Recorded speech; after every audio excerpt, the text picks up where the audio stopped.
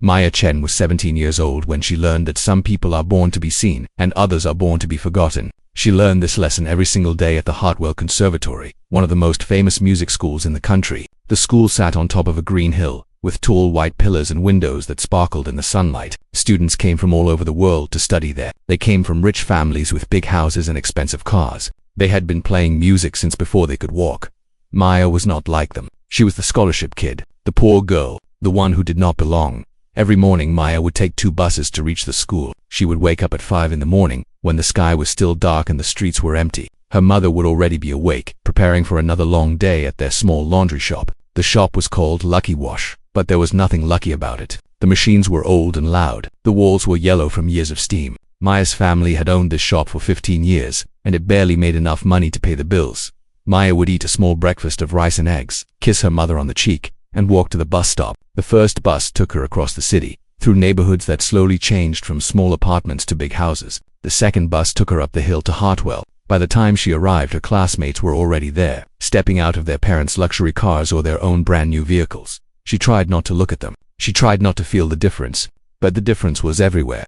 In the practice rooms, Maya played on pianos that cost more than her family's entire shop. The other students had been trained by famous teachers since they were children. They had traveled to Europe for summer programs. They had performed in concert halls before they turned 10. Maya had learned to play on a broken keyboard from a thrift store. It had cost her mother $12, and 3 of the keys did not work properly. The teachers at Hartwell were polite to Maya, but she could see the truth in their eyes. They did not expect anything great from her. She was there because the school needed to show that it helped poor students. She was there to make the school look good, but nobody actually believed she would succeed. Her main teacher was Professor Richard Aldridge. He was a tall man with gray hair and cold blue eyes. He had taught at Hartwell for over 30 years. He had trained students who went on to play in the greatest concert halls in the world. When he looked at Maya, he looked through her, like she was made of glass.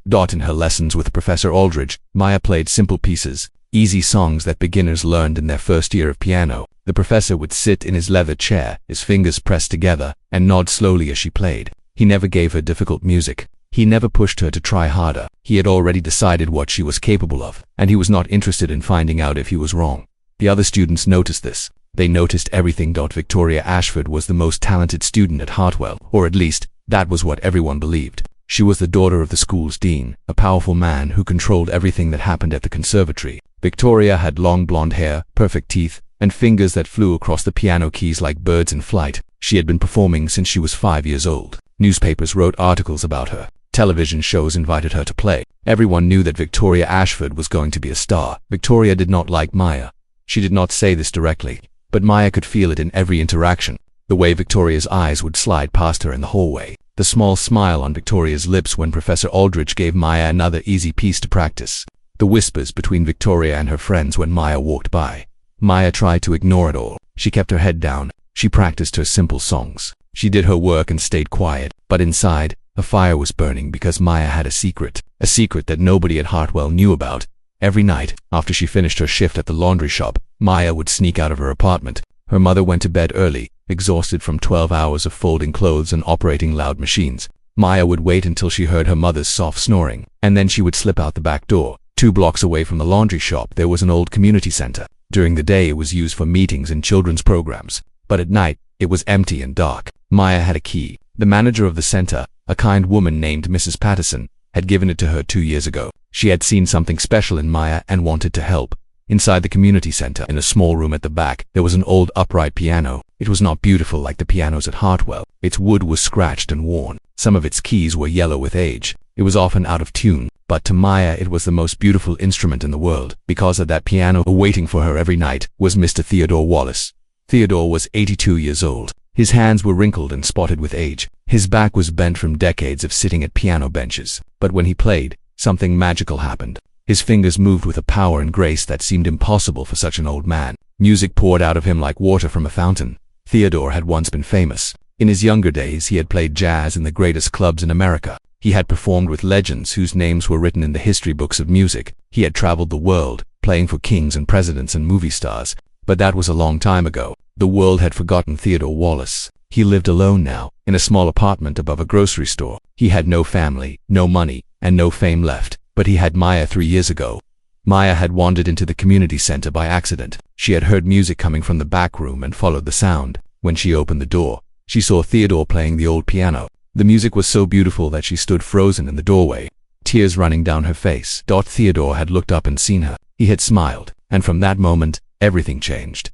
For 3 years, Theodore had been teaching Maya in secret. Not the simple songs that Professor Aldridge gave her. Real music. Difficult music. Pieces that would make the professors at Hartwell fall out of their chairs in shock. Theodore pushed her hard. He made her practice the same passage 100 times until it was perfect. He taught her things that no book could teach. How to feel the music in her bones. How to tell a story with every note. How to make people cry and laugh and dream, all with the movement of her fingers.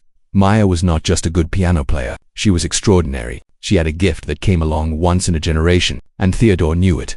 Every night, in that small room with the old piano, Maya transformed. The quiet, invisible girl from Hartwell disappeared. In her place was a fierce young woman with fire in her heart and magic in her hands. Theodore would sit in a creaky wooden chair and watch her play. Sometimes he would close his eyes and smile. Sometimes he would shake his head in wonder. And sometimes, when Maya played something particularly beautiful, a single tear would roll down his wrinkled cheek. He believed in her when nobody else did. He saw her true self when everyone else saw nothing, and he was waiting for the day when the world would finally open its eyes. That day was coming soon. Neither of them knew it yet, but everything was about to change. The community center was cold that night. Winter had come early this year, and the old building did not have good heating. Maya could see her breath in the air as she walked down the dark hallway. She pulled her thin jacket tighter around her shoulders and hurried toward the back room when she opened the door. Theodore was already there. He was sitting at the piano, but he was not playing. His hands rested on his lap, and his eyes were closed. For a moment, Maya felt a flash of fear. Theodore looked so still, so quiet. But then he opened his eyes and smiled at her, and the fear melted away. Theodore was getting older. Maya could see it more clearly every day. His movements were slower than they used to be. His breathing was heavier. Some nights he coughed so hard that he had to stop teaching and rest. But he never missed a lesson. No matter how tired he was, no matter how much his body hurt, he was always there waiting for her. Maya sat down next to him on the piano bench. The wood was cold beneath her, but she did not mind. This room, this piano, this old man beside her, they were more precious to her than anything in the world. Theodore reached over and patted her hand. His skin was thin and papery, covered with spots and wrinkles, but his touch was gentle and warm. "How was school today?" he asked. His voice was soft and rough, like sandpaper wrapped in velvet. Maya shrugged. "The same as always. Professor Aldridge gave me another easy piece to practice. I Far Elise. I learned that song when I was 12. Theodore shook his head slowly. "That man has no eyes. He looks at you and sees nothing. But that is his loss, not yours." Maya wanted to believe him. She really did. But sometimes, the doubt crept in. Sometimes, late at night, she wondered if everyone at Hartwell was right. Maybe she was just a poor girl pretending to be something she was not. Maybe the fire inside her was just a foolish dream. Theodore seemed to read her mind. He turned to face her, his dark eyes serious and kind. "I have something to tell you," he said. "Something important." Maya's heart began to beat faster. Theodore's voice had a weight to it that she had never heard before. Something was different tonight. "I am sick, Maya," Theodore said simply. "Very sick. The doctors say I do not have much time left." The words hit Maya like a punch to the stomach. She could not breathe. She could not think. The room seemed to spin around her. "What do you mean?" she whispered. "How sick? What is wrong?" Theodore placed his hand on hers again. "My heart is tired, child. It has been beating for 82 years, and it is ready to rest. The doctors say I have a few months. Maybe less, maybe more. Nobody knows for certain." Tears began to fall down Maya's cheeks. She tried to stop them, but she could not. Theodore had become more than a teacher to her. He was her friend, her mentor, the only person in the world who truly believed in her. The thought of losing him was more than she could bear. Theodore reached up and wiped a tear from her face with his thumb. "Do not cry for me," he said gently. "I have lived a good life. I have played music in places I never dreamed of seeing. I have met people who changed my soul, and I have spent my last years teaching the most gifted student I have ever known. That is more than most people ever get."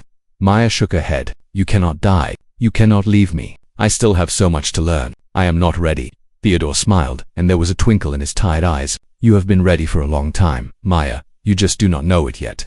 He turned back to the piano and lifted the cover from the keys.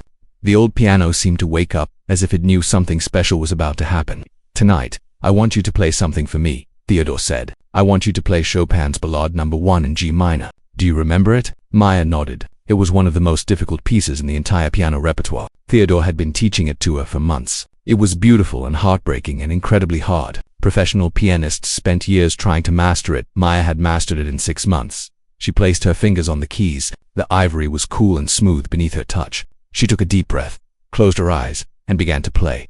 The music started softly, like a whisper in the dark. The opening notes were gentle and sad, like someone telling a story about love and loss. Maya felt the music flowing through her, from her heart to her fingertips to the old piano keys. She forgot about the cold room. She forgot about Theodore's illness. She forgot about everything except the music. The piece grew stronger, more passionate. Maya's fingers flew across the keyboard, hitting every note with perfect precision. But it was not just the technique that made her playing special. It was the emotion. Every note was filled with feeling. You could hear joy and sorrow, hope and despair, all woven together like threads in a beautiful tapestry. Theodore sat beside her with his eyes closed. A small smile played on his lips. He had heard many great pianists in his life. He had played with legends. But watching Maya play, he knew that she was something different. She had a gift that could not be taught. A connection to the music that went beyond skill or practice. She played from her soul. The piece reached its climax, the notes thundering and crashing like waves against a rocky shore. Maya's hands were a blur, moving so fast that they seemed to disappear. Sweat appeared on her forehead. Her whole body moved with the music, swaying and rising and falling. And then, as quickly as it had built, the piece softened again. The final notes were quiet and peaceful, like the sun setting after a storm. Maya held the last chord, letting it fade slowly into silence when she opened her eyes. Theodore was crying. She had never seen him cry before. In 3 years of lessons, through all the difficult practices and frustrating mistakes, he had always been strong and calm. But now, tears were streaming down his wrinkled cheeks. "That was beautiful," he whispered. "That was the most beautiful thing I have ever heard." Maya did not know what to say. She reached over and hugged him, feeling his thin body shake with emotion. They sat there together for a long time, holding each other in the dim light of the old community center. Finally, Theodore pulled back and looked at her. His eyes were still wet, but there was a fire in them now, a determination. "Listen to me carefully, Maya," he said. "I do not have much time left. But before I go, I need to do something. I need the world to see what I see. I need them to know who you really are." Maya felt confused. "What do you mean?" Theodore smiled, and for a moment he looked like the young man he used to be, the jazz musician who had played on the greatest stages in the world. "Do you trust me?" he asked. Maya nodded without hesitation. "With my life." Theodore patted her hand one more time. "Then leave everything to me. By the time I am done, the whole world will know the name Maya Chen. I promise you that." Maya did not know what he was planning. She did not know that in a few short weeks her entire life would be turned upside down. All she knew was that she trusted this old man completely. He had never let her down before, and she knew he never would. Outside, the wind howled and the snow began to fall. But inside the small room with the old piano, two people sat together in the warmth of friendship and hope. One of them was at the end of his journey. The other was just beginning hers. And the music they made together would change everything. 2 weeks after Theodore told Maya about his illness, the announcement came. It was a cold Monday morning in November. The students at Hartwell Conservatory gathered in the grand auditorium, their breath fogging in the chilly air. The heating in the old building never worked quite right, but nobody seemed to mind. Everyone was too excited about what was coming. The Winter Showcase, it was the most important event of the year at Hartwell. Every December the school held a grand concert in its famous auditorium. Students performed for an audience of hundreds, including music critics, talent scouts from famous conservatories, and wealthy donors who could change a young musician's life with a single phone call. For many students, the Winter Showcase was their ticket to fame. A great performance could lead to scholarships, recording contracts, and invitations to play at the most prestigious venues in the world. Professor Aldridge stood on the stage, his gray hair perfectly combed, his black suit pressed and clean. He held a piece of paper in his hands and looked out at the students with his cold blue eyes. "This year's Winter Showcase will be held on December 15th, he announced. His voice echoed through the auditorium. "As always, only the most talented students will be selected to perform. The program has been carefully designed to impress our distinguished guests." Maya sat in the back row, trying to make herself as small as possible. She knew that her name would not be on the list of performers. It never was. Every year she watched from the audience while Victoria Ashford and the other privileged students took the stage. Every year she clapped politely and pretended that it did not hurt. Professor Aldridge began reading the names. Victoria Ashford will perform Rachmaninoff's Piano Concerto No. 2. James Wellington will perform Liszt's Hungarian Rhapsody No. 2. Sarah Park will perform. The list went on and on. 20 students in total, the best of the best, the ones whose families had paid thousands of dollars for private lessons, the ones who had been groomed for success since birth. And then, at the very end, Professor Aldridge said something unexpected. Maya Chen will open the program with a simple piece, Beethoven's Für Elise. Maya's heart stopped. She had never been included in the Winter Showcase before. Never. For a moment, she felt a flash of excitement. But then the meaning of the announcement sank in. She would be the opening act, the first performer of the night, the one who played while the audience was still finding their seats and chatting with their neighbors. Her piece was not special or impressive. It was a song that every piano student learned in their first year. It was almost an insult, and she would be finished and forgotten long before the real performers took the stage. Around her, Maya could hear whispers and giggles. Victoria Ashford turned around in her seat and gave Maya a sweet smile that did not reach her eyes. "Congratulations, Maya," she said. "How wonderful that you get to participate. I for Elise is such a lovely little song." The words were friendly, but the meaning was clear. Maya was being put in her place. She was being reminded once again that she did not belong. After the assembly, Maya walked through the hallways in a daze. She passed practice rooms filled with talented students preparing complex pieces. She passed glass cases displaying trophies and photographs of famous graduates. Everywhere she looked, there were reminders that this world was not made for people like her. She found an empty practice room at the end of the hall and sat down at the piano. Her fingers touched the keys, but she did not play. She just sat there, staring at the black and white pattern, feeling the weight of a disappointment. The door opened behind her. Maya looked up to see a young man standing in the doorway. His name was Daniel Park, and he was one of the few students who had ever been kind to her. He was not from a wealthy family either. His parents owned a small restaurant downtown. He had gotten into Hartwell on his own talent, without any special connections. Daniel sat down next to Maya on the piano bench. He did not say anything for a while. He just sat there, offering silent company. Finally, Maya spoke. "I do not know why I expected anything different. This is how it has always been. This is how it will always be." Daniel shook his head. "It is not fair. I have heard you practice when you think nobody is listening. You are better than half the students on that list. Better than Victoria too." Maya laughed, but there was no joy in it. "It does not matter how good I am. I am the scholarship girl, the charity case. They will never see me as anything else."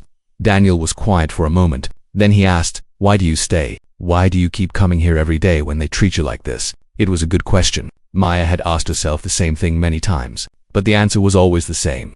"Because music is everything to me," she said softly. "When I play, I forget about all of this. I forget about being poor. I forget about being invisible. When I play, I am free." Daniel nodded slowly. "Then do not let them take that away from you. Play your piece at the showcase. Play it better than anyone has ever played it before, and maybe someday, they will have to see the truth." Maya wanted to believe him. She really did, but deep down she knew that playing Far Elise would not change anything. The audience would barely notice her. The critics would ignore her completely, and Victoria Ashford would shine at the end of the night, as she always did.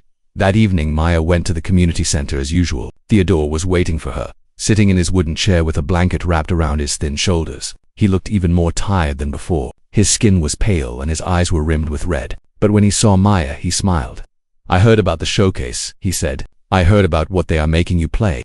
Maya sat down on the piano bench and sighed. "It does not matter. I will play their easy song and be forgotten. That is how it works." Theodore shook his head slowly. "No, that is not how it is going to work. Not this time."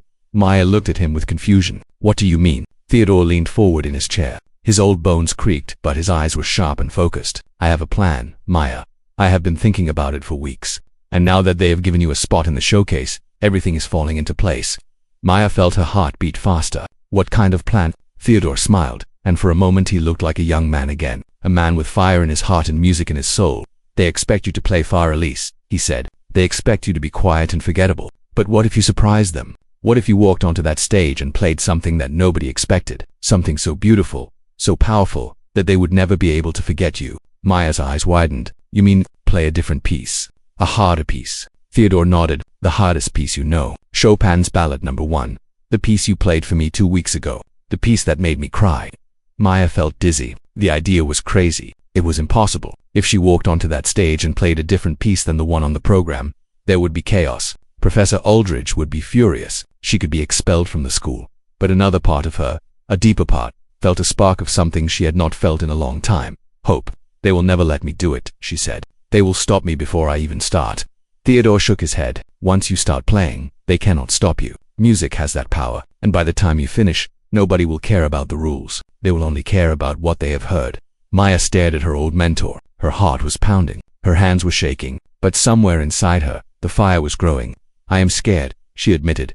Theodore reached out and took her hand in his. His grip was weak, but his voice was strong. "I know," he said, "but fear is not the opposite of courage. Fear is what makes courage possible. And you, Maya Chen, are the bravest person I have ever known."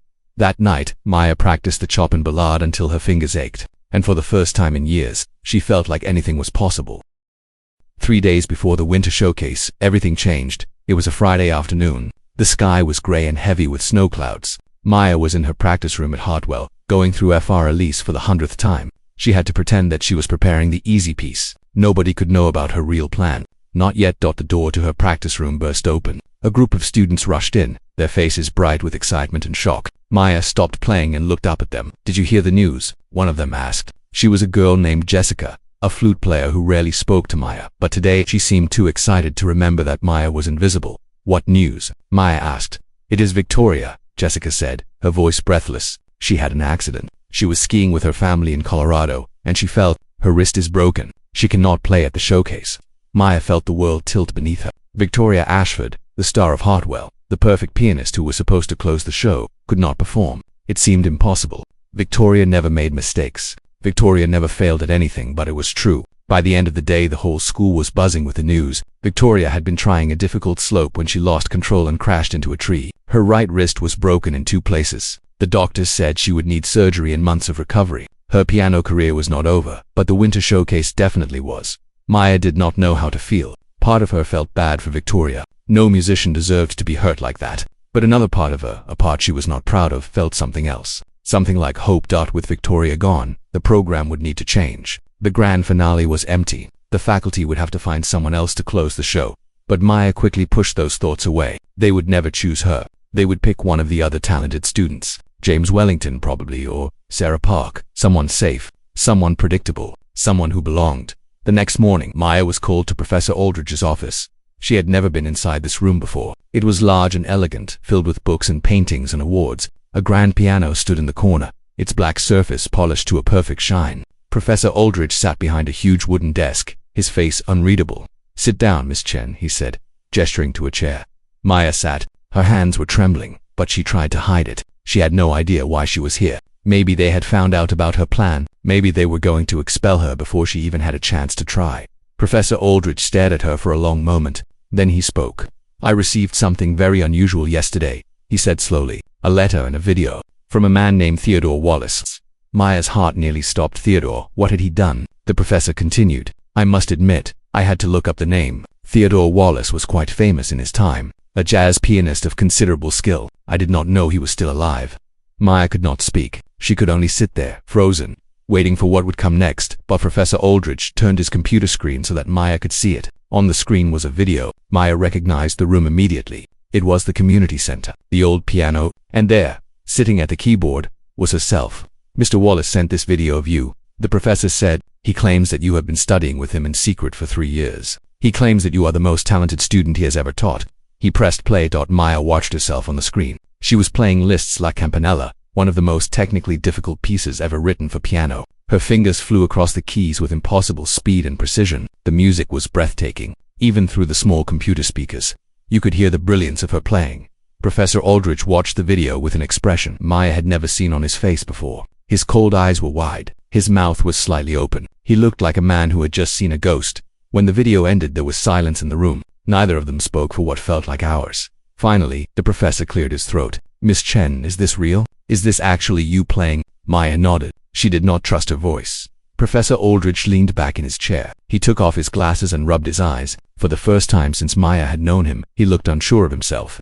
"I have been teaching at this school for 32 years, he said quietly. "I have trained dozens of students who went on to have successful careers. I thought I knew talent when I saw it. I thought I understood what you were capable of." He looked at her with new eyes, eyes that were no longer cold and dismissive.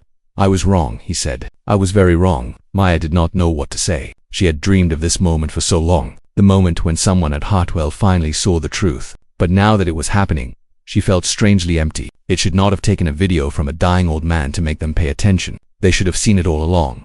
The professor put his glasses back on. His face became businesslike again.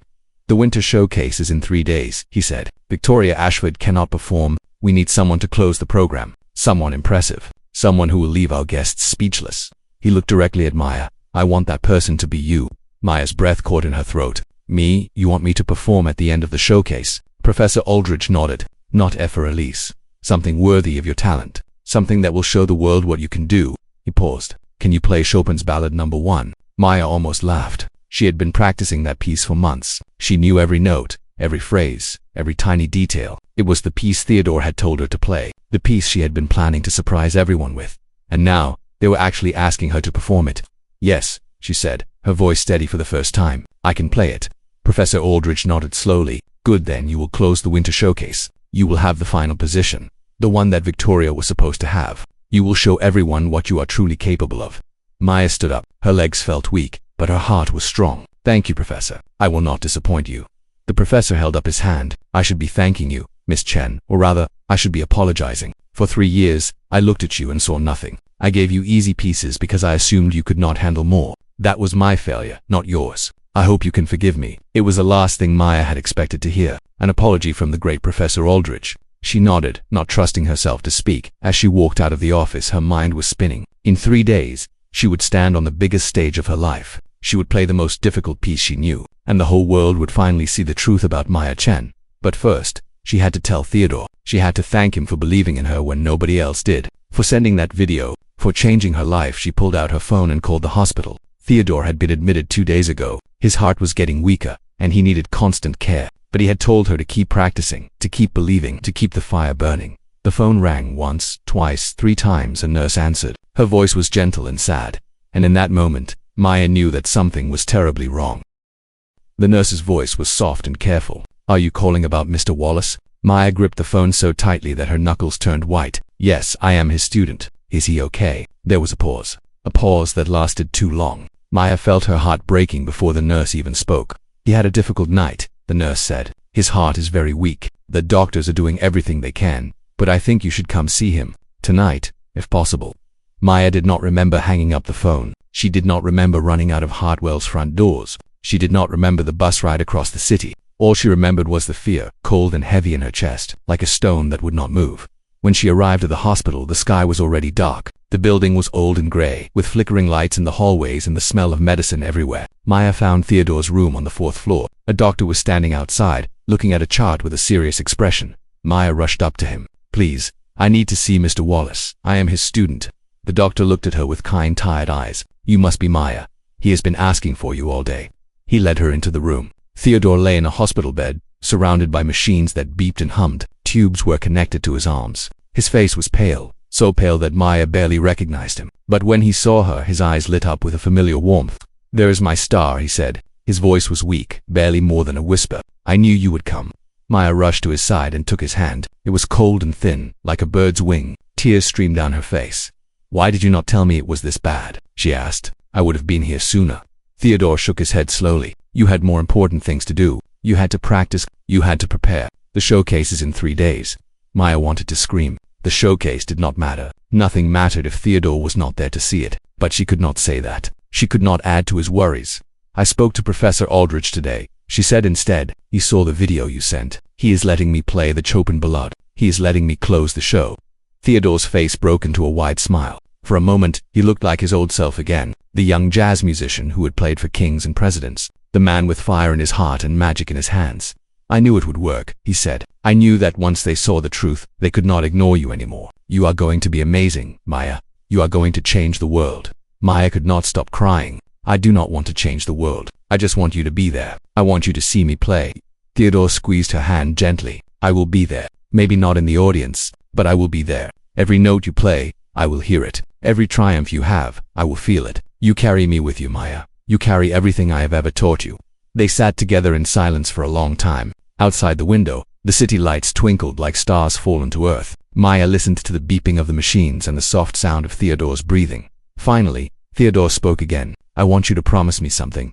Anything, Maya said. Promise me that you will not give up, no matter what happens, no matter how hard things get. Promise me that you will keep playing, that you will share your gift with the world, that you will never let anyone make you feel invisible again. Maya nodded, her tears falling onto Theodore's hand. I promise. I promise with all my heart. Theodore smiled. Good. Now go home and rest. You have a big performance ahead of you, and you need to be ready. Maya did not want to leave. She wanted to stay by his side forever, but she knew that Theodore was right. She had to be strong. She had to be ready. For him, for herself, for everyone who had ever been told they were not good enough. She leaned down and kissed Theodore's forehead. I love you, she whispered. Thank you for everything. Theodore's eyes were wet with tears, but his smile was peaceful. I love you too, child. Now go, show them who you really are. Maya walked out of the hospital room. She did not look back. She could not. If she looked back, she would never be able to leave. The next 2 days were the hardest of Maya's life. She practiced from morning until night.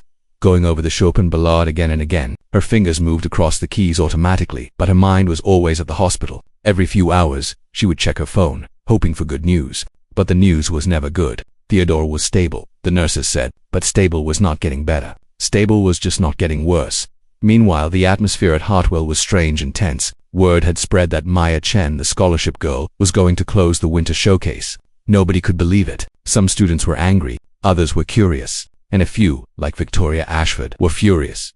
Victoria had returned from Colorado with her arm in a cast and her pride deeply wounded. She could not play at the showcase, but she refused to stay home. She wanted to watch. She wanted to see what would happen. The day before the performance, Maya found a note in her locker. It was written on expensive paper, in neat, careful handwriting. You do not belong on that stage. You never did and you never will. Enjoy your moment while it lasts, because tomorrow, everyone will see the truth. You are nothing but a fraud. Maya read the note 3 times. Her hands were shaking. She knew who had written it. The handwriting was too perfect, too careful. It was Victoria. She crumpled the note and threw it in the trash. She would not let them break her, not now, not when she was so close. That night, she went to the community center one last time. The old piano was waiting for her, just as it always had been. She sat down on the bench and placed her fingers on the familiar keys. She thought about Theodore, lying in his hospital bed. She thought about her mother, working long hours at the laundry shop. She thought about all the people who had ever told her she was not good enough, not talented enough, not worthy enough. And then she began to play. The music filled the empty room. It echoed off the walls and ceiling. It was sad and beautiful and powerful, all at the same time. Maya poured everything she had into the music. All her fear, all her hope, all her love for the old man who had believed in her when nobody else did. When she finished, she sat in silence for a long time. Tomorrow, she would stand on the biggest stage of her life. Tomorrow, she would show the world who she really was. But tonight, she was just a girl in a cold room, playing for the one person who had always seen her true self. She closed the piano lid gently and walked out into the snowy night. Tomorrow, everything would change. Tomorrow she would make Theodore proud. No matter what happened, she was ready. The morning of December 15th arrived cold and gray. Snow had fallen during the night, covering the city in a thick white blanket. Maya woke up before the sun rose, her heart already pounding with nervous energy. She lay in her small bed, staring at the ceiling of her tiny room. The walls were thin, and she could hear her mother moving around in the kitchen, preparing for another long day at the laundry shop. Maya had not told her mother about the showcase. She had not told her about any of it. Her mother did not understand music. She saw the piano as a nice hobby, nothing more. She could not imagine that it could ever become something real. Maya got out of bed and walked to the window. Outside, the snow was still falling gently. The streets were quiet and peaceful. It was hard to believe that in just a few hours she would be standing on the biggest stage of her life. She picked up her phone and called the hospital. The nurse answered on the second ring. "How is he?" Maya asked, her voice tight with fear. The nurse sighed. "He is the same as yesterday, stable but weak. He woke up this morning and asked about you. He wanted to know if today was the day. Maya felt tears sting her eyes. It is today. "He knows," the nurse said gently. "He said to tell you that he will be listening. He said you should play for him." Maya thanked the nurse and hung up. She stood there for a long moment, holding the phone to her chest. Then she took a deep breath and began to get ready. She did not have a fancy dress to wear. The other students at Hartwell would be wearing expensive gowns and tailored suits. Maya had only one nice dress, a simple black one that her mother had bought for a funeral 3 years ago. It was plain and old-fashioned, but it was clean and it fit well. She looked at herself in the mirror. A thin girl with tired eyes and calloused fingers stared back at her. Not a princess, not a star, just Maya Chen, the scholarship girl from the wrong side of town. But somewhere inside her, a fire was burning. A fire that nobody could see. A fire that had been lit by an old man in a small room with an out-of-tune piano today. The world would finally see that fire. Maya arrived at Hartwell 2 hours before the showcase was scheduled to begin. The auditorium was already buzzing with activity. Workers were setting up chairs and adjusting lights. Florists were arranging huge displays of flowers. Everything had to be perfect for the wealthy guests who would be arriving soon. Maya slipped into the building through a side door and found her way to the practice rooms. She needed to warm up. She needed to run through the piece one more time. She needed to focus. But when she opened the door to her assigned practice room, she stopped in her tracks. The room was empty. The piano was there, just as it should be, but something was wrong. The keyboard cover was lifted, and even from across the room, Maya could see the damage. Someone had scratched the keys. She walked closer, her heart sinking with every step. The white keys were covered with deep scratches, as if someone had taken a knife or a key and dragged it across the surface. The damage was not severe enough to make the piano unplayable, but it was enough to send a message that said, "You do not belong here." Maya sank down onto the piano bench. Her hands were shaking. Who would do something like this? But even as she asked the question, She knew the answer. Victoria. It had to be Victoria. She sat there in silence, staring at the damaged keys. For a moment, she felt all her hope draining away. Maybe they were right. Maybe she did not belong here. Maybe she should just go home and forget about the whole thing. But then her phone buzzed. A text message from a number she did not recognize. She opened it and found a photograph. It was Theodore, lying in his hospital bed, holding up a small piece of paper. On the paper, written in shaky handwriting, were 3 words: "Make me proud." Maya stared at the photograph for a long time. Tears rolled down her cheeks, but she was smiling. Theodore could not be here in person, but he was here in the only way that mattered. He was here in her heart. She wiped her eyes and stood up. She would not let them break her. Not today. Not ever. She practiced on the scratched piano until her fingers felt loose and warm. The damage did not affect the sound. It was only meant to hurt her spirit. But her spirit was stronger than they knew. At 5 o'clock, the doors of the auditorium opened. Guests began to arrive, dressed in elegant clothes and sparkling jewelry. Limousines lined up outside the building. Famous musicians and critics made their way to their seats. Cameras flashed as photographers captured the arriving celebrities. Maya watched from the wings of the stage. She had never seen so many important people in one place. These were the people who decided who would succeed and who would fail in the music world. One word from any of them could launch a career or destroy it. She felt her stomach twist with nerves. Her hands were clammy. Her heart was racing so fast she thought it might burst out of her chest. Daniel found her backstage. He was not performing tonight, but he had come to support her. He was the only friend she had at Hartwell, and right now, she needed a friend more than anything. "How are you feeling?" he asked. Maya laughed, but it came out sounding more like a sob. Terrified, excited, sick, all at the same time. Daniel put his hand on her shoulder. "You can do this, Maya. I have heard you play. You are incredible. Better than anyone out there. Just remember why you are here. Remember who you are playing for." Maya nodded. She thought of Theodore, listening from his hospital bed. She thought of her mother, working alone at the laundry shop. She thought of every moment she had spent at that old piano in the community center, pouring her heart into the music. She was not playing for the critics. She was not playing for the talent scouts or the wealthy donors. She was playing for the people who had believed in her when nobody else did. Professor Aldridge appeared in the wings. He looked nervous, which was unusual for a man who was always so calm and cold. "Miss Chen," he said, "are you ready? You will be performing last, after all the other students have finished. It may be a long wait." Maya nodded. "I am ready." The professor hesitated, as if he wanted to say something more. Finally, he spoke. "I watched the video again this morning, the one Theodore sent. I must admit, I am looking forward to seeing you play in person. I have a feeling that tonight will be memorable." He walked away, leaving Maya alone with her thoughts. The showcase was about to begin. In a few hours, she would step onto that stage and show the world who she really was, and nothing, not scratched pianos or cruel notes or skeptical professors, was going to stop her. Maya took a deep breath and whispered to herself, "This is for you, Theodore. This is for us." Then the lights dimmed and the music began. The auditorium was full. Every seat was taken, and some people were standing along the walls. The chandeliers sparkled overhead, casting golden light across the elegant crowd. Men in dark suits and women in flowing gowns chatted quietly, waiting for the show to begin. Maya stood in the wings, hidden behind heavy velvet curtains. From here, she could see everything. She watched as the first performer, a young cellist named Andrew, walked onto the stage. The audience applauded politely as he took his seat and began to play. The hours passed slowly. One by one, the students of Hartwell Conservatory took their turn on the grand stage. They played brilliantly. Violins sang, flutes danced, pianos thundered and whispered. The audience was impressed, just as they were every year. Maya watched each performance with growing anxiety. These students were good, really good. They had been training their whole lives for moments like this. They had every advantage that money and privilege could provide, and she was supposed to follow them. She was supposed to be the grand finale. But if Theodore was wrong? What if she was not as good as he thought she was? What if she walked onto that stage and made a fool of herself in front of the most important people in the music world? These thoughts circled through her mind like hungry wolves. She tried to push them away, but they kept coming back. Then something happened that made everything worse. Victoria Ashford appeared backstage. She was wearing a beautiful blue dress that probably cost more than Maya's family earned in a month. Her injured arm was in a silk sling that matched her outfit. Even hurt and unable to perform, Victoria looked like a princess. She walked straight up to Maya, her high heels clicking on the floor. "I heard what happened to your practice room," Victoria said. Her voice was sweet, but her eyes were cold. "What a shame. Someone must really not want you to perform tonight." Maya felt anger rising in her chest. "I know it was you, Victoria. You cannot stop me." Victoria laughed, a light musical sound that held no warmth. "I do not know what you are talking about. I would never do something so childish, but I will give you some advice, Maya, free of charge." She leaned closer, her perfume filling Maya's nose. It smelled expensive and suffocating.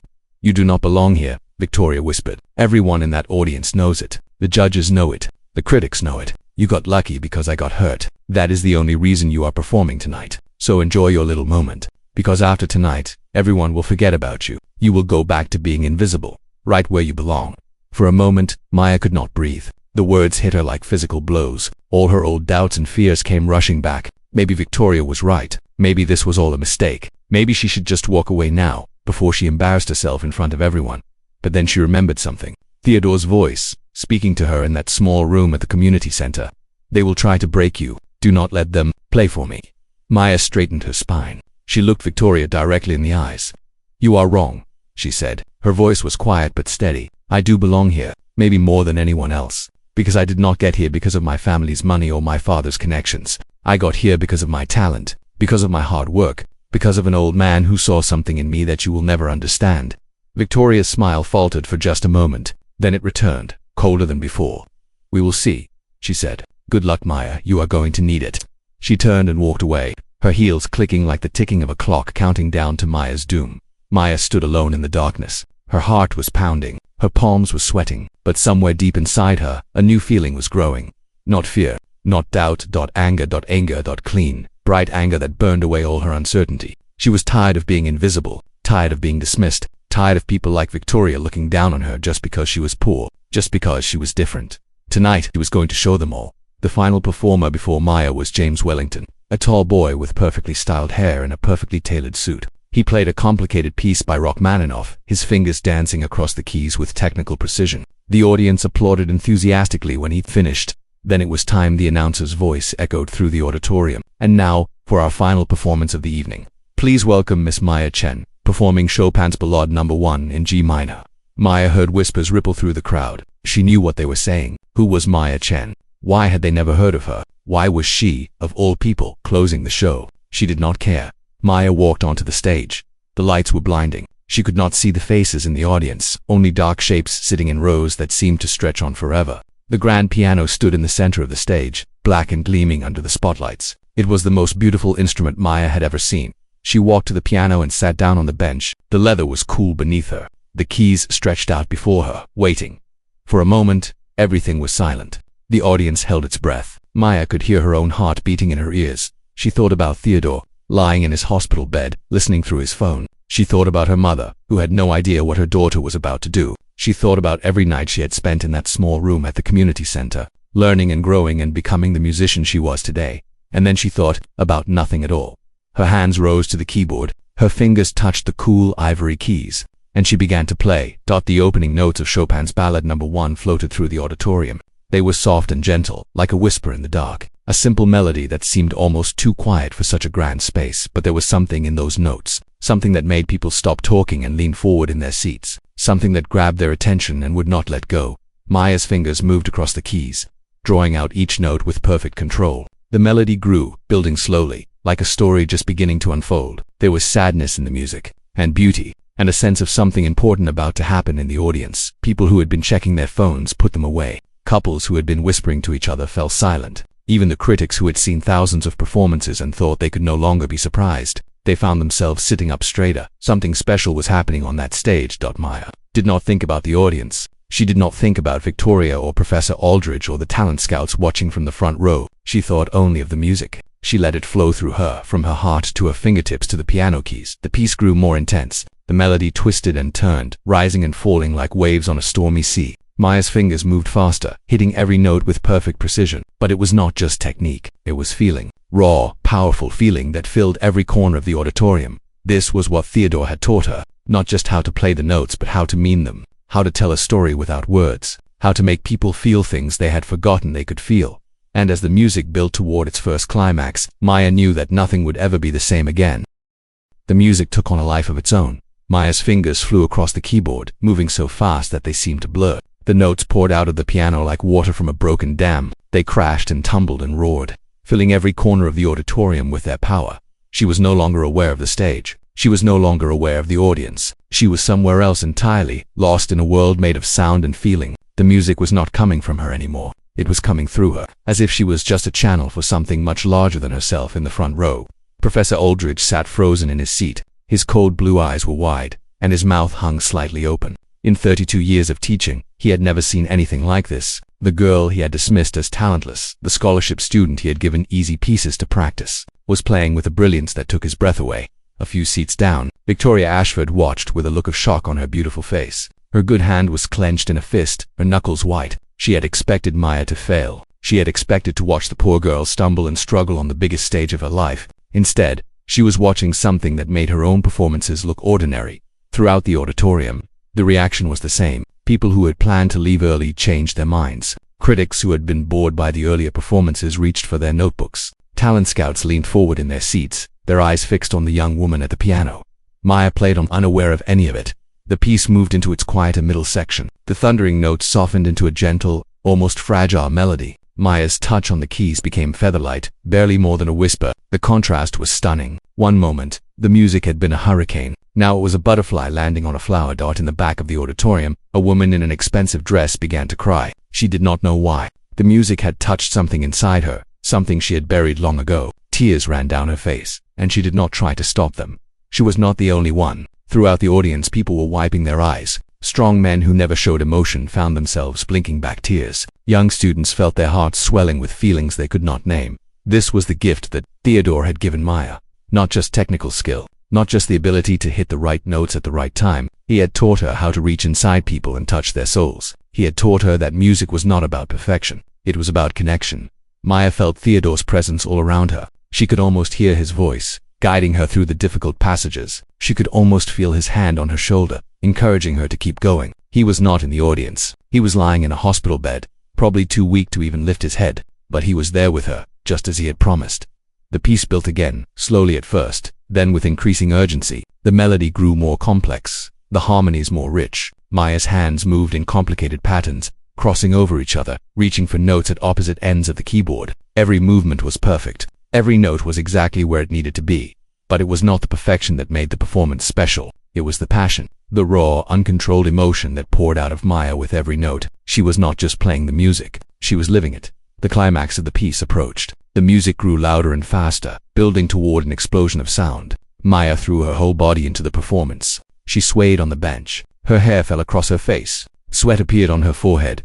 And then the storm hit. The final section of Chopin's Ballade No. 1 is one of the most difficult passages ever written for piano. It requires incredible speed, perfect accuracy, and enormous physical stamina. Many professional pianists struggle with it. Some avoid playing the piece entirely because they know they cannot handle the ending. Maya played it as if she had been born for this moment. Her fingers were a blur on the keys. The notes came so fast that they seemed to melt together into a continuous stream of sound. The music roared through the auditorium like a wild animal, fierce and untamed and breathtaking.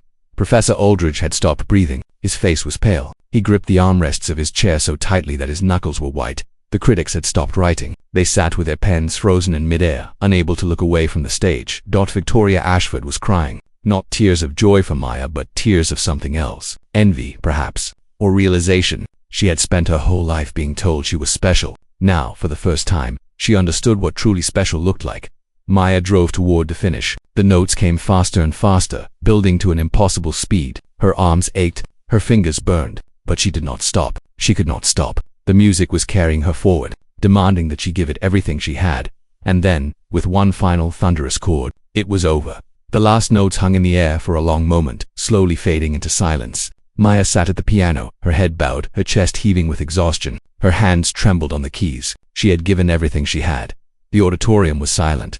For a moment, Maya felt a flash of fear. Had she failed? Had she made a mistake she did not notice? Why was nobody clapping? Then she raised her head and looked out at the audience, and she understood. The silence was not disappointment. It was shock. The audience was too stunned to respond. They sat in their seats frozen, trying to process what they had just witnessed. Then, from the back of the auditorium, someone started to clap. It was a single pair of hands at first, then another, then another. The applause spread through the audience like wildfire, growing louder and louder until it became a roar. People rose to their feet, first a few, then dozens, then hundreds. The entire auditorium was standing, applauding, cheering. Some people shouted words of praise. Others simply clapped until their hands hurt. Maya stood up from the piano bench. Her legs were shaking. She looked out at the sea of standing people and felt something she had never felt before. She felt seen. The standing ovation lasted for 3 minutes, then 4, then 5. Maya bowed, again and again, tears streaming down her face. She had dreamed of this moment for so long, and now that it was here, It was even more beautiful than she had imagined. On the wings of the stage, Daniel was cheering loudly. In the front row, Professor Aldridge was wiping his eyes with a handkerchief. Even some of the other students, the ones who had looked down on Maya for years, were standing and applauding. But the person Maya most wanted to share this moment with was not there. He was miles away, in a hospital bed, fighting for his life. She pulled out her phone and saw a text message that had been sent 5 minutes ago, right in the middle of her performance. It was from the nurse at the hospital. Maya's heart stopped as she read the words. The applause faded around her. The cheering crowd became a blur, and in that moment of triumph, her world shattered. The text from the nurse said, "He is asking for you. Please come quickly. There's not much time." Maya's hands were shaking so badly that she almost dropped her phone. The applause was still thundering around her. People were calling her name. Camera flashes were exploding like tiny stars. But Maya could not see any of it. All she could see were those terrible words on her screen. She had to get to the hospital. She had to get there now. Without thinking about what she was doing, Maya ran off the stage. She pushed past confused stage hands and worried teachers. She heard someone calling after her, but she did not stop. She burst through the backstage door and ran down the hallway toward the exit. Daniel caught up with her at the front doors. "Maya, what is wrong? Where are you going?" "Theodore," Maya gasped. "He is dying. I have to go." She did not wait for a response. She ran out into the cold night, her thin dress offering no protection against the bitter wind. The snow had stopped falling, but the streets were covered in white. Maya slipped and stumbled as she ran, her fancy shoes not made for running on icy sidewalks. There were no taxis, no buses, nothing. The hospital was across the city, too far to walk. Maya felt panic rising in her chest. She could not be too late. She could not lose Theodore without saying goodbye. Then a car pulled up beside her. The window rolled down, and Maya saw Professor Aldridge behind the wheel. "Get in," he said. "I will take you." Maya did not ask questions. She threw herself into the passenger seat, and the professor pressed the gas pedal to the floor. They raced through the empty streets. The professor drove faster than was safe, running yellow lights and taking corners too sharply, but he did not slow down. He understood that every second mattered. "You were brilliant tonight," he said as they drove. "The best performance I have ever seen in my career. Theodore must have been an incredible teacher." Maya could not speak. She just nodded, tears running down her face. They reached the hospital in 15 minutes. Maya jumped out of the car before it had fully stopped and ran toward the entrance. She took the stairs instead of waiting for the elevator, climbing 4 floors as fast as her tired legs could carry her. When she reached Theodore's room, she stopped in the doorway. The old man was lying in his bed, just as she had left him. The machines were still beeping, the tubes were still connected to his arms, but something was different. His eyes were open, and they were looking right at her, and he was smiling. Maya rushed to his side and took his hand. It was cold and weak, but when she touched it, his fingers curled around hers. "There you are," Theodore whispered. His voice was barely audible, like wind rustling through dry leaves. "I knew you would come." Maya was crying so hard she could barely speak. "I am here. I am right here." Theodore's smile grew a little wider. "I heard you play." The nurse held the phone to my ear. "I heard every note you did." Maya asked. Theodore nodded slowly. "It was beautiful, the most beautiful thing I have ever heard." "You did it, Maya. You showed them who you really are." Maya squeezed his hand gently. "I could not have done it without you. Everything I am, everything I have become, it is because of you." Theodore shook his head weakly. "No, I just helped you find what was already there. The talent, the fire, the soul. That was all you. It was always you." They sat together in silence for a while. The machines beeped steadily. Outside the window, the city lights glowed softly against the dark sky. Theodore spoke again, his voice getting weaker with each word. "I want you to promise me something." "Anything," Maya said. "Keep playing. Keep making music. Share your gift with the world." He paused, struggling to catch his breath. "And do not let anyone ever make you feel small again. You are a giant, Maya Chen, a giant walking among ordinary people." Maya nodded, tears falling onto Theodore's blanket. I promise I will never forget." Theodore smiled one last time. "Good, now let me rest. I am very tired." His eyes closed. His breathing became slower and more shallow. Maya sat beside him, holding his hand, watching the rise and fall of his chest. The night passed slowly. Doctors and nurses came and went, checking monitors and adjusting machines. Professor Aldridge sat in the hallway, waiting patiently. Daniel arrived sometime after midnight, bringing coffee and sandwiches that Maya could not eat. At 3 in the morning, Maya's mother came. Someone from the school had called her and explained everything. She walked into the hospital room and saw her daughter sitting beside an old man she had never met. And somehow she understood. She sat down next to Maya and put her arm around her shoulders. She did not say anything. She did not need to. As the first light of dawn began to color the sky outside the window, Theodore's breathing changed. It became slower, more irregular. The machines started making different sounds, urgent and alarming. Doctors rushed into the room. They tried to help, but there was nothing they could do. Theodore's heart, tired after 82 years of beating, was finally ready to stop. Maya held his hand through it all. She did not let go, even when the monitors showed flat lines. She did not let go, even when the doctors stepped back and shook their heads. She did not let go, even when the nurse gently told her that Theodore Wallace was gone. He died with a smile on his face. A peaceful, contented smile. The smile of a man who had accomplished everything he set out to do. Maya sat beside his body for a long time. She thought about all the nights they had spent together in that small room at the community center. All the lessons, all the laughter, all the music they had made together. Theodore had given her everything. He had taken an invisible girl and shown her that she was a star. He had believed in her when nobody else would. He had died knowing that his last student would carry on his legacy. Maya made a silent promise to the old man lying so still before her. She would not waste his gift. She would play for the whole world to hear. She would make him proud every single day for the rest of her life. The sun rose fully, filling the hospital room with golden light. A new day was beginning, a day without Theodore in it. But his music would live on, in Maya's heart, in her hands, in every note she would ever play. That was his gift to her, and it was a gift that would never die. 1 week after the winter showcase, Maya stood in a small church on the edge of the city. Snow was falling gently outside the stained glass windows. The wooden pews were filled with people who had come to say goodbye to Theodore Wallace. There were not many of them. Theodore had outlived most of his friends and family, but the people who came had stories to tell. Old musicians who remembered playing jazz with Theodore in smoky clubs decades ago. Nurses from the hospital who had grown fond of the gentle old man. Mrs. Patterson from the community center, who had given Maya the key all those years ago. And in the front row, wearing a simple black dress, sat Maya Chen. The service was beautiful and sad. People shared memories of Theodore. They talked about his kindness, his wisdom, his incredible talent. They laughed at funny stories and cried at touching ones. When the time came, Maya walked to the front of the church. A small upright piano stood next to Theodore's casket. It was not a fancy instrument, but it was perfect for this moment. Maya sat down and placed her fingers on the keys. She did not need any sheet music. She knew exactly what she was going to play. She began to play Amazing Grace. It was a simple song. Everyone knew the melody, but the way Maya played it was not simple at all. She poured all her love for Theodore into every note, all her gratitude, all her grief. The music floated through the church like a prayer, reaching every person in every pew. People cried. Strong men who had held back their tears all day finally let them fall. Even the priest had to wipe his eyes. When Maya finished, there was a long moment of silence. Then, one by one, people began to clap. Not the thunderous applause of the winter showcase. A gentle, respectful applause that honored both the player and the man she was honoring. After the funeral, the pastor gave Maya an envelope. "Mr. Wallace left this for you," he said, along with instructions about his belongings. Maya opened the envelope with trembling hands. Inside was a letter, written in Theodore's shaky handwriting. "My dear Maya," the letter began, "if you are reading this, then I am gone. Please do not be sad for too long. I lived a wonderful life, and my final years were the best of all, because I got to spend them with you. I am leaving you my piano. It is a 1962 Steinway, older than you are, but still the finest instrument I ever owned. It has traveled with me around the world. It has been with me through good times and bad. Now it belongs to you. But the piano is not my real gift.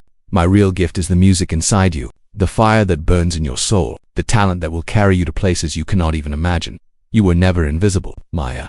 You were just waiting for the world to open its eyes. Now go and set it on fire. With all my love, Theodore." Maya held the letter to her chest and cried. The weeks after Theodore's death were strange and difficult. Maya felt lost without her mentor. She would find herself walking toward the community center out of habit, only to remember that he would not be there waiting for her. But slowly, things began to change.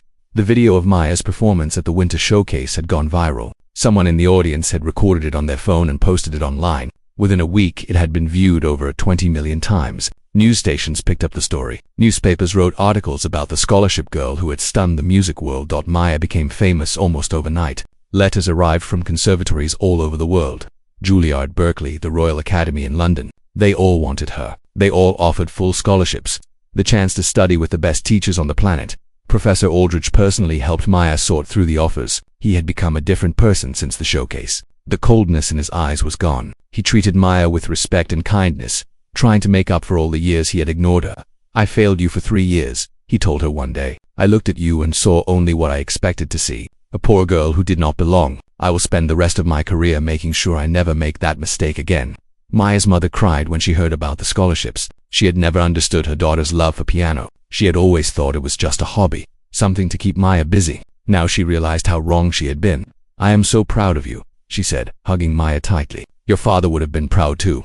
Even Victoria Ashford approached Maya one day. Her arm was still in a sling, but her attitude had changed completely. "I was wrong about you," Victoria said. There was no sweetness in her voice this time, just honesty. "I treated you badly because I was afraid that someone like you could be better than someone like me. I am sorry." Maya did not know if she could forgive Victoria for everything, but she appreciated the apology. It was a start. In the spring, Maya made her decision. She would attend the Juilliard School in New York City, one of the most prestigious music schools in the world. It was Theodore's dream for her, even if he never said it out loud. Before she left, Maya went to the community center one last time.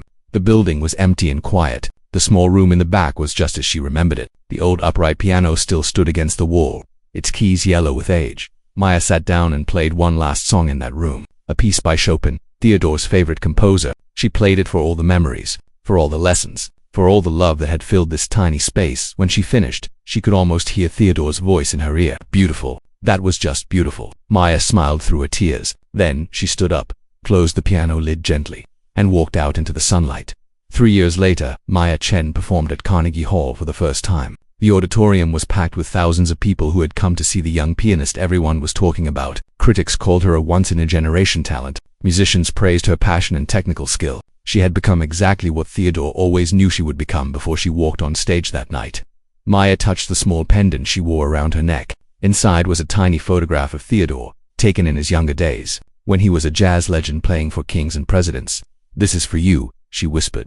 Then she walked onto the stage, sat down at the grand piano, and began to play. The audience was captivated from the first note. They watched in amazement as this young woman from nowhere created music that touched their souls. Some laughed, some cried. All of them knew they were witnessing something special done somewhere, in a place beyond the reach of ordinary eyes. An old man with a gentle smile watched his students shine.